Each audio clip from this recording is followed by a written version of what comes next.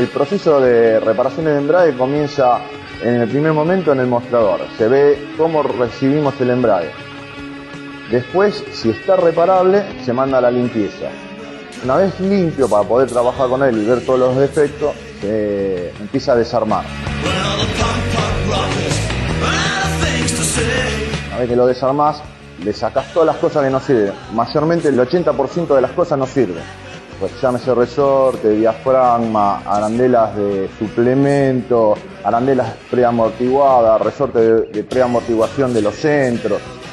Todo eso en el mercado se consigue para poderlo reparar. Son de primera calidad las que nosotros conseguimos.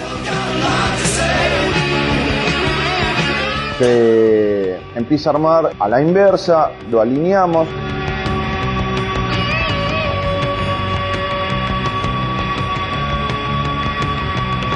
Cerramos, remachamos y después forramos el disco, en este caso, con un revestimiento de buena calidad para mayor durabilidad del embrague. La placa de embrague pasa ciertamente igual. Se ve lo que está desgastado, se desarma.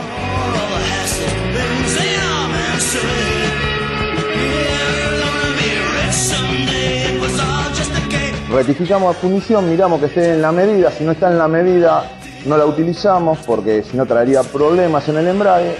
Buscamos una fundición en el espesor que corresponda. Se cambia el diafragma, en este caso, por uno bueno, de buena calidad.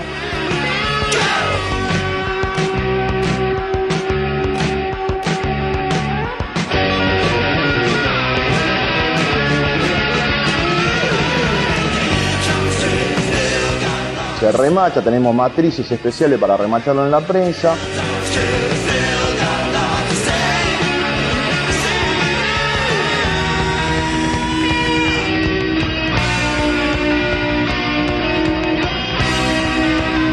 Una vez armado, tanto la placa como el disco se controla en el volante motor original del vehículo.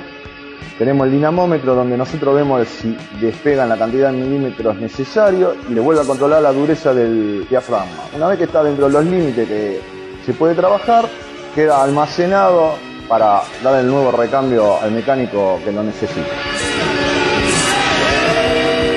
Queda más decir que, por supuesto, todos nuestros productos tienen garantía.